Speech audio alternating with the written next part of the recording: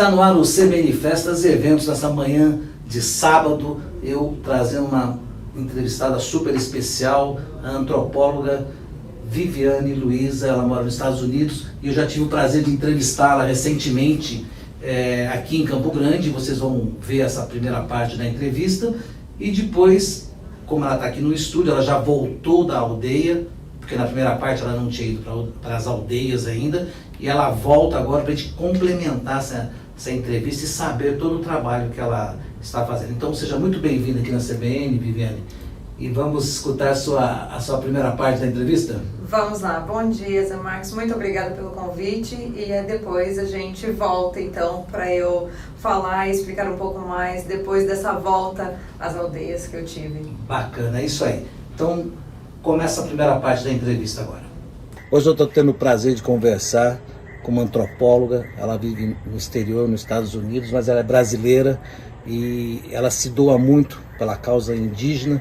Estamos aqui junto também com o prefeito de Porto Murtinho, Nelson Sintra, e com a antropóloga Viviane Luiza. Prazer em conversar com você. O prazer é todo meu. E com você também, prefeito de Porto Murtinho, Nelson. O prazer é estar com você e com a Viviane. Estou feliz de estar junto com vocês.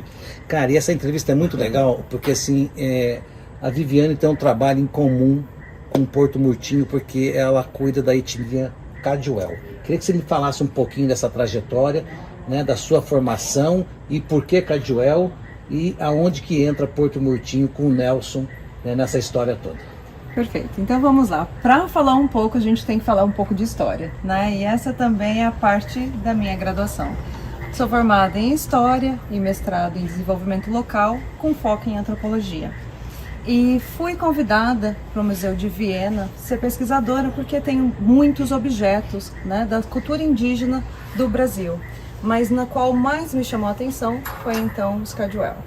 Vi objetos coletados desde 1770 a 1880, então assim, algumas coisas muito impactantes.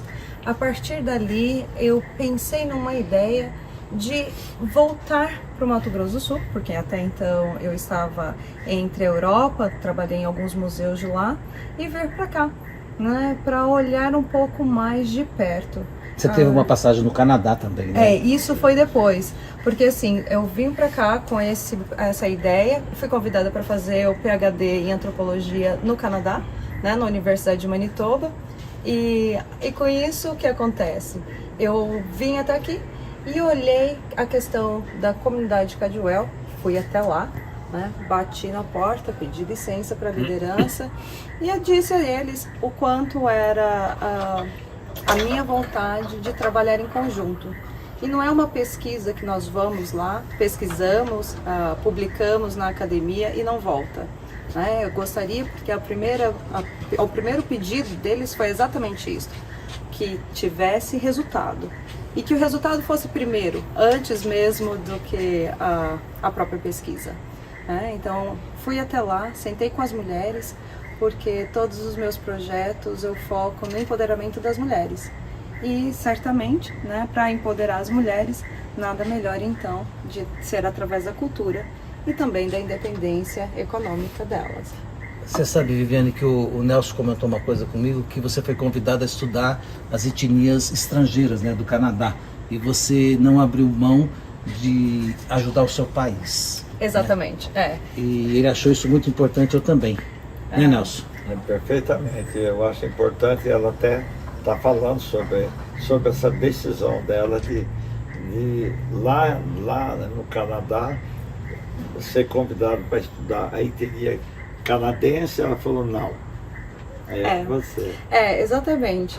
Foi um momento muito significativo, né? Eu fui convidada para fazer o PhD lá e quando cheguei a equipe, né, o grupo de departamentos, quando a gente determina quais são as pesquisas, como que serão, falaram, olha, a sua expertise era muito bem-vinda para trabalhar com as comunidades indígenas do Canadá, de Manitoba.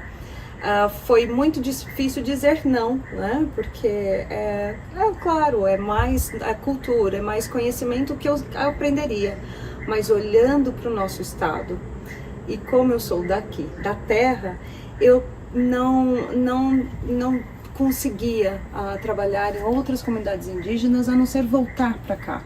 E foi então que eu disse, né, eu agradeci muito o convite e disse que teria espaço para que eu trabalhasse, que fosse pesquisadora lá, continuasse fazendo PhD, mas com foco nas comunidades indígenas. Aí então fiz porque a gente precisa fazer um recorte quando a gente vai fazer uma pesquisa, e como eu tinha bancos de dados do material, né, dos Caduel quando eu trabalhei na Europa, resolvi então ter o enfoque na cultura Caduel do município de Porto Murtinho.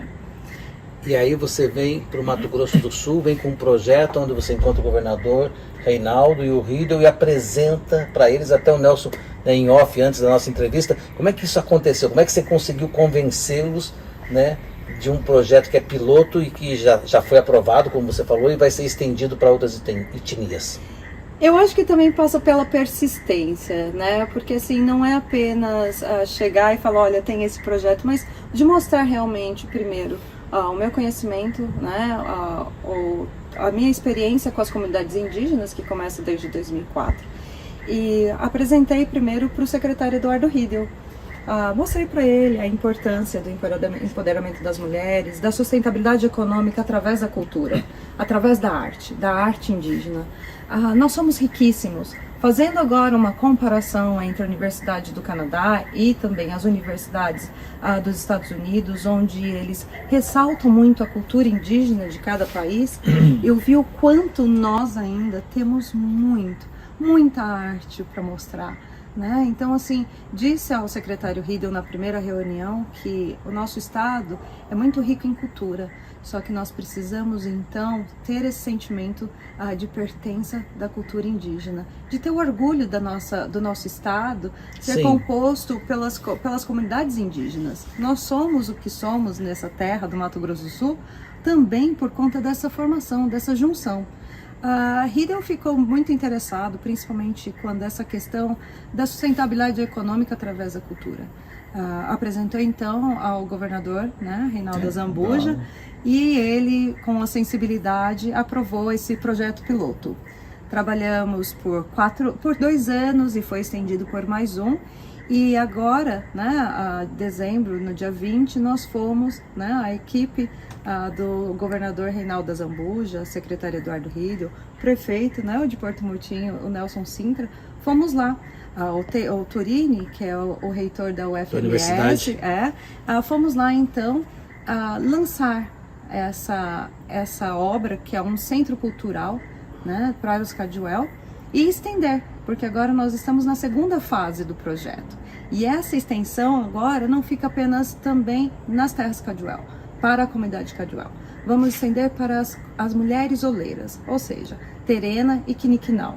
Também com o mesmo foco, dar o suporte, o subsídio para a criação de associações, mostrar para elas a questão de formação e dando esse aporte para que elas então tenham essa independência, porque já que é o objetivo do projeto, desde lá de 2016, quando começou esse projeto, é exatamente isso, empoderá-las através da arte, porque a cultura indígena é transmitida pela mulher. Né? Toda a cultura indígena, toda a questão da língua é passada pela mulher. Então, por que não empoderá-las? Por que não mostrar a arte, né, através de exposições, através das mulheres, pelo olhar dessa mulher? Viviane, o que você acha?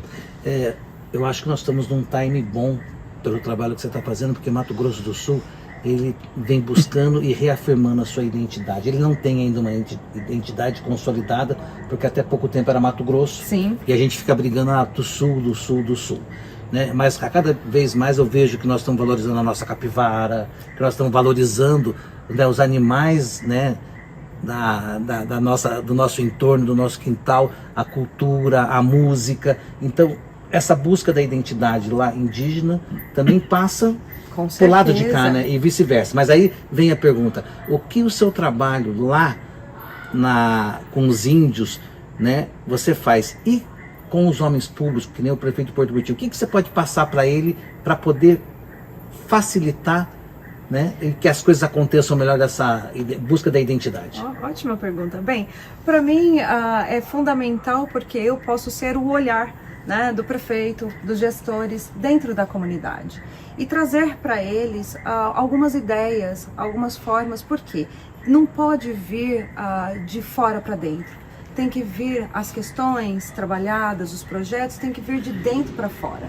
Então, estar lá dentro com as comunidades indígenas, vivenciando, eu fico lá, durmo lá, como com eles, vou tomar banho de rio com eles, de uma forma muito natural, né? Eu sou muito já parte da família, principalmente da comunidade Caduel.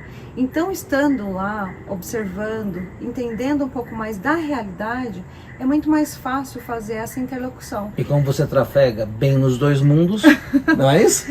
Eu acho que sim, né, prefeito? Porque o Nelson me falou, Zé, você precisa conhecer uma antropóloga, é assim, um trabalho importantíssimo para a nossa região, e assim, e ele deu muita importância para o seu trabalho e dá muita importância, né, Nelson? Perfeitamente, dou muita importância, porque a comunidade indígena, de modo geral, principalmente a Caduel, é muito extensa, muito grande, tem 550 mil hectares. E eu sozinho, com a minha equipe, com a cidade lá no fim do município, é difícil atender toda a comunidade. Então eu encontrei essa menina aqui, que trabalha, né, nesse sentido da cultura, como ela já falou. Encontrei uma bengala para poder realmente a gente fazer a diferença da comunidade, porque eu sei que a comunidade indígena é muito carente, não só essa comunidade de Caduel, mas de modo geral. Nós somos um país em desenvolvimento. Ela está vindo da Europa, está vindo lá do Canadá, são países desenvolvidos, e nós estamos em desenvolvimento, então nós temos muita coisa para construir. Então eu encontrei com essa menina, e que vai poder nos ajudar muito, porque a mim interessa fazer o bem, fazer a diferença para essa comunidade. Inclusive eu tenho um carinho muito grande por toda a comunidade indígena do meu município. Encontrei com essa bengala, e essa bengala tenho certeza que vai nos E agora ele não vai te largar, né? Porque eu conheço, ele não vai te largar. E o que a gente pode pensar, 2022 está chegando aí, né, pro futuro, o que você pretende fazer, e também depois perguntar para o Nelson, né, o que ele vai também fazer para poder cada vez melhorar mais isso aí. José Marques, olha só, é muito interessante a continuidade dos projetos. É complexo lidar com projetos de 3 a 4 anos e depois isso ter um rompimento. Então eu sempre comento isso dentro das comunidades indígenas, né? Também para os gestores, que o mais importante, o foco tem que ser a continuidade. Se a gente rompe, né, isto também é um rompimento com aquilo que já foi construído. Então, quando a gente continua um processo, é muito mais fácil a gente ter um resultado sólido. E é o que a gente busca, ter um resultado sólido para que elas tenham também o resultado de uma forma consistente.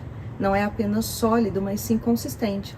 Porque essa constância se dá da continuidade. Se então a gente acaba o projeto em 2, 3 anos e não consegue ter continuidade, que é o grande desafio de todos os pesquisadores, continuar, né? Mesmo que se troque governo, isto para a gente é realmente onde a gente precisa continuar. Mesmo trocando o governo, que o governo tem essa sensibilidade de que isso é necessário, que não isto se rompe para se fazer um outro novo. Porque, principalmente lá dentro, né? Seja um projeto de Estado e não de governo. Exatamente. E quando que você vai deixar as Vivianes lá dentro da aldeia e que você vai poder sair para ir para outros lugares? Quando você vai deixar o seu legado lá?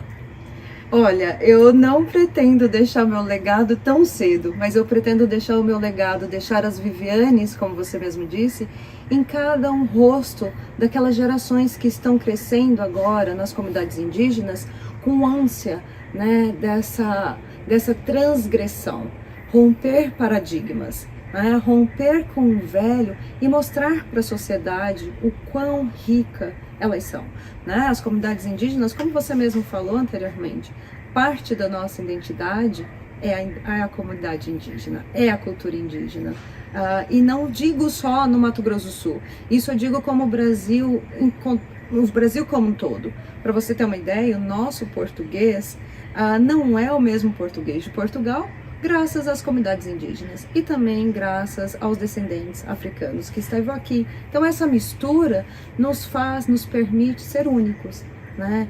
E aceitar e olhar para as comunidades indígenas de uma forma de orgulho é o que precisa. E isso eu posso te garantir que o governo, né, do Reinaldo Azambuja e o secretário Eduardo Riedel tem feito com maestria.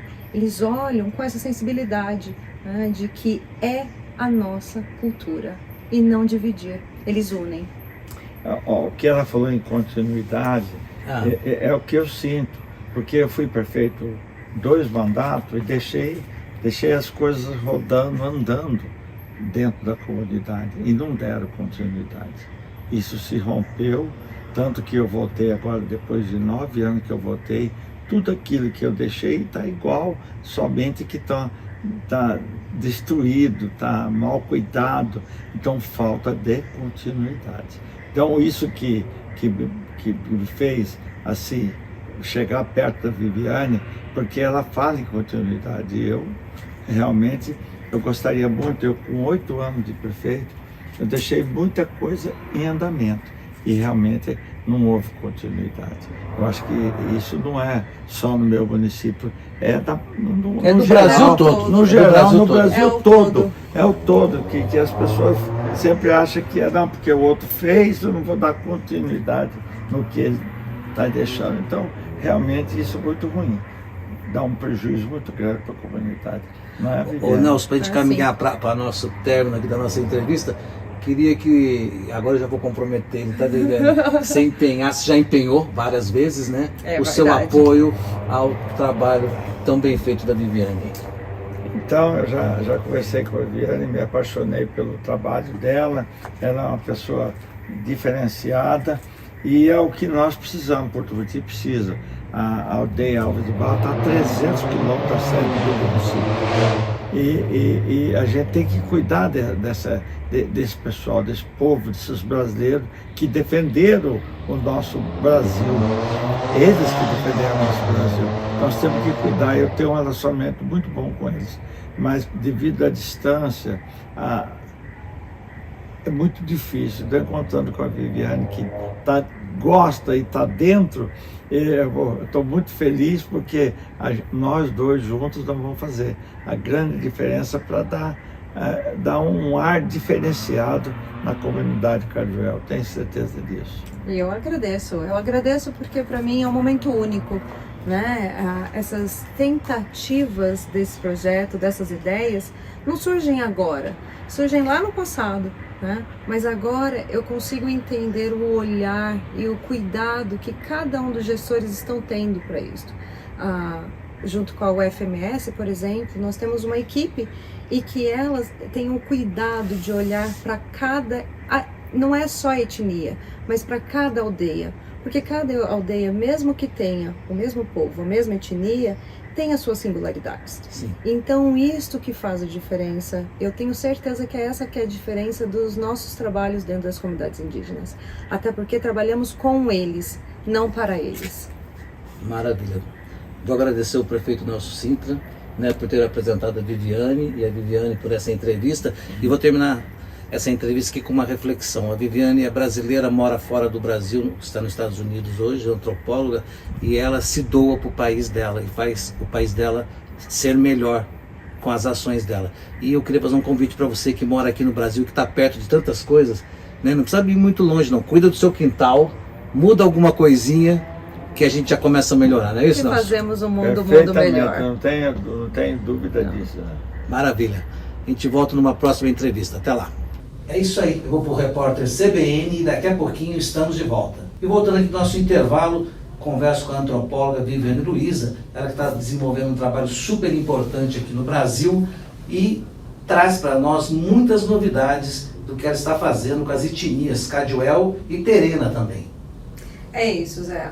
Na verdade, o projeto inclui também as ceramistas. Então, no estado do Mato Grosso do Sul, existem 3 etnias que são ceramistas: Caduel, Terena e Quiniquinal. Então, esse projeto, que é um projeto que foi, né, teve o projeto piloto e agora é o projeto que foi estendido às demais oleiras, o que acontece? A gente foi para as aldeias, olhamos para algumas aldeias, para algumas comunidades, como por exemplo em Miranda, a aldeia Cachoeirinha, né? Onde conversamos com as mulheres, conversamos porque foi eu, a Andréia, que trabalha no projeto, e depois foi também a arquiteta. Conversamos com elas, perguntamos o que elas queriam, como que elas gostariam que esse projeto fosse desenvolvido. Porque, como eu disse, né, na primeira etapa da nossa entrevista, elas precisam estar dentro do projeto. Elas precisam estar comprometidas, pertencer ao projeto, exatamente. Então, nada melhor do que elas pensarem e a gente daí desenvolve, né, nos trâmites burocráticos, por exemplo. O projeto foi um projeto autorizado e feito, editado pela Fundect, né, com o presidente Márcio Pereira. Então, assim, isso também possibilita as entradas com as universidades. E essa vem da Universidade Federal de Mato Grosso do Sul, né, o professor Antônio Hilário, que ele é o antropólogo e também ele está no departamento de antropologia da UFMS. Então nós temos uma equipe muito consolidada, mas que nós pensamos que as comunidades indígenas devem estar também nos projetos. Como? Então elas falam o nome da associação, nós queremos a associação tem que ser esse nome, né? Elas fazem a eleição, elas falam como será essa democracia dentro da associação. Você sempre fala assim, elas, e você sempre, né, prioriza as mulheres. Nessas etnias, são as mulheres que têm o poder de mando? Eu acho que as mulheres, elas são empoderadas, né? E eu te falo assim porque eu sou uma mulher, mas também porque eu vejo a luta das mulheres indígenas. E eu sempre falo para elas, né? Já é difícil ser mulher, mas ser mulher indígena é muito mais difícil. Então eu tenho o maior respeito e admiração por cada uma delas. E eu falo delas, né, de uma forma de empoderamento, porque elas já são empoderadas, então evidenciar como elas são empoderadas e passa por isso, né, porque quando você olha para as mulheres, e aí pode ser a Dona Maria, né, de um bairro X, ou uma Dona Creuza, que é a presidente da Associação das Mulheres Artistas, Caduel, que elas têm as mesmas questões: filho, casa, marido, administrar uma família e ainda ir à luta, né? Então, quando vai para as aldeias, isso fica muito mais evidente, porque ali também passa a cultura. Como eu disse também na primeira parte da entrevista, porque as mulheres são as responsáveis por ensinar os filhos, né, a língua, por ensinar as meninas a arte. Então isso é histórico, isso vem desde os primeiros apontamentos, né, dos missionários que vieram para o Brasil, em 1791, por exemplo. Então sempre falavam elas. Então, quando eu vejo isso historicamente e vejo isso no século XXI, com certeza o empoderamento é todo delas. Que maravilha. E deixa eu te fazer uma pergunta em relação à tutela do Estado, né, com relação aos índios. Como é que eles veem isso? Eles têm um equilíbrio de não tutelar, não ser tanto tutelado? Deixa eu acertar minha pergunta. Então, deixa eu acertar. Eu quero saber o seguinte: o Estado tutela. Tá. Ele tem uma política para os índios. Como é que eles recebem essa política? Ou eles querem ser independentes, eles querem fazer o que eles querem fazer sem a tutela? Ou precisa da tutela? Eu acredito assim, a questão da tutela é algo muito de colonizador, né? É algo que vem lá de trás. Essa tutela passa pelos jesuítas, pelos primeiros que chegaram aqui e queriam, entre aspas, tutelar, né? E isso depois passa para o Brasil colônia, daí depois passa também pela ditadura e vai vindo, e vai se estendendo no SPI, né, e depois pela FUNAI. Então, o que eu acredito muito, né, pode ser até uma utopia agora no que eu vou te falar, mas a tutela nunca será uma coisa muito bem-vinda, e não é porque eles querem ser tutelados, porque isso priva a independência deles, né? A forma livre de ser, o do cuidado com a natureza, essa coisa de ir e vir. Por exemplo, antes do Brasil colônia, né, antes de chegarem até aqui e os índios estavam aqui, não existia divisão de território. Eles andavam, né, em várias partes do território, então eles transitavam muito. E quando isso começa a ser dividido por territórios, estados, isso começa então a privar, né, os índios. Aí voltando então para essa questão da tutela, eu acredito muito que hoje todas as comunidades indígenas visam a independência, né, a liberdade de ser e de mostrar a cultura indígena. Porque, como eu sempre digo, a cultura indígena está em nós, né? E assim, quando a gente não tem esse sentimento de orgulho, né, da cultura indígena, nós estamos também não tendo orgulho da nossa própria cultura. Então essa questão da tutela não deve existir, muito pelo contrário, eu acho que a gente precisa realmente subsidiar, né, olhar para eles, trabalhar com eles e não para eles. É essa a questão da tutela. Ah, legal. É legal. Você sabe que eu fiz um post do início da nossa entrevista, que vai ao ar, né, inteira, e eu não me recordo agora, mas tem um índio, que ele falou que o índio quer casa com ar-condicionado, quer iPhone, quer carro. Exatamente. Ele quer todos os direitos que todos nós temos. E assim, e por que não? Né? E é sempre a pergunta que eu faço em todos os ambientes que eu vou. Por que não? Porque qual é o problema do índio ter o indígena, né? Essa questão do índio ainda também é uma palavra muito de colonizador. Então vamos lá. Por que o indígena não pode ter um carro, não pode viajar de avião, não pode ter um iPhone? Por que não? Né? A cultura não passa pelo bem material.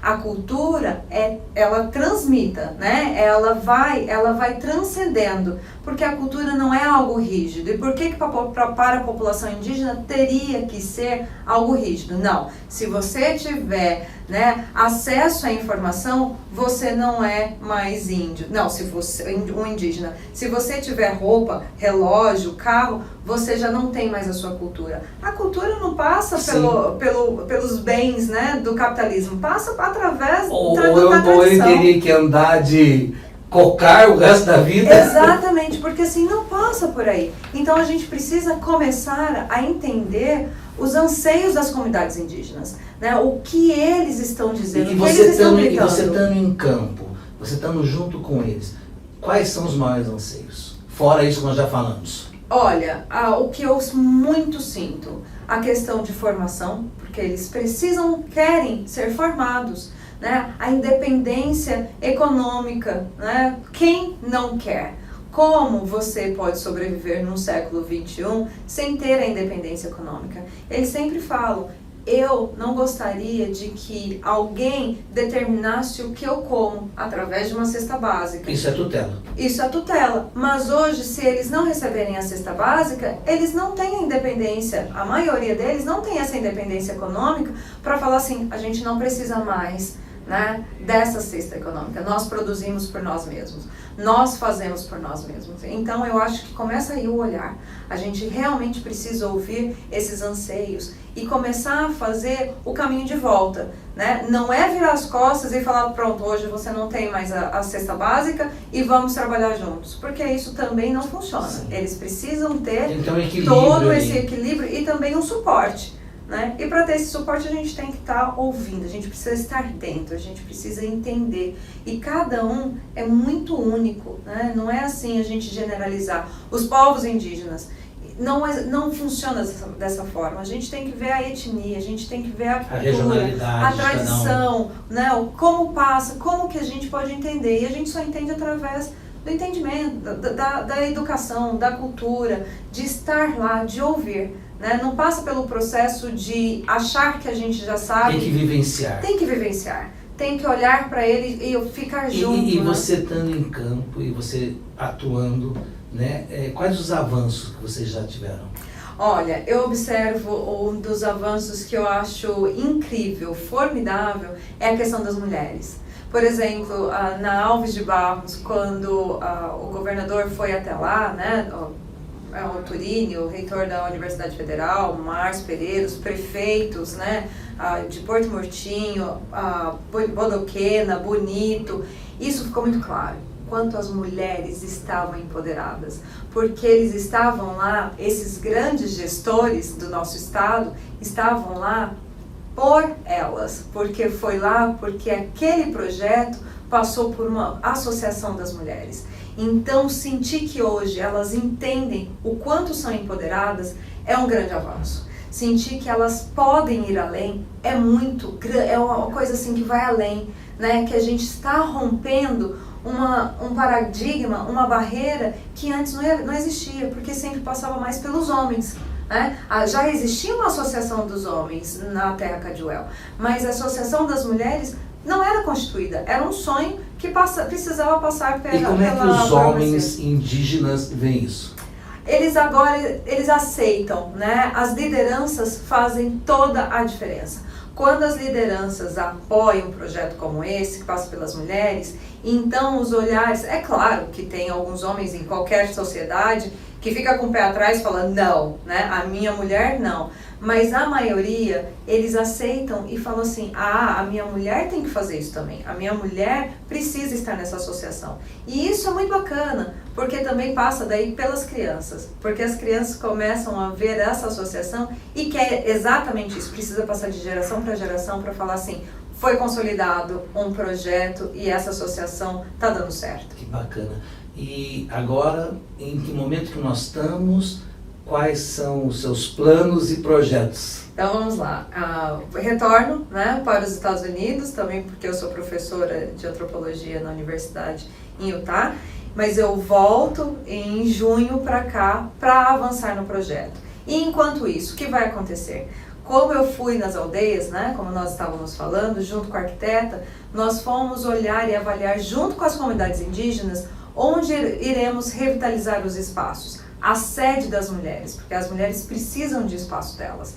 E também um centro cultural, onde pode ser feito festividade, reuniões, para que seja muito próximo dessa sede das mulheres. Então a gente olhou, né, agora a arquiteta, a Carla Barbosiris, ela vai fazer todo o projeto e depois a gente avança nisso, então a gente espera e deseja... Sem perder as características. Sem perder as características e sempre elas determinando como que será, né, cada sede. Então nós fomos em Miranda, conversamos na Cachoeirinha e na Aldeia Babaçu. Depois nós fomos em Porto Murtinho, na São João, conversamos lá com as mulheres ceramistas. E depois nós fomos na Alves de Barros, também Caduel, para ouvir como elas querem. Então depois disso a gente retorna, depois apresenta essa planta para cada uma. Imagina, são 4 aldeias com todas as especificidades diferentes e diferentes etnias. Na São João, que fica a 1 hora de Bonito, por exemplo, são 3 etnias em uma aldeia.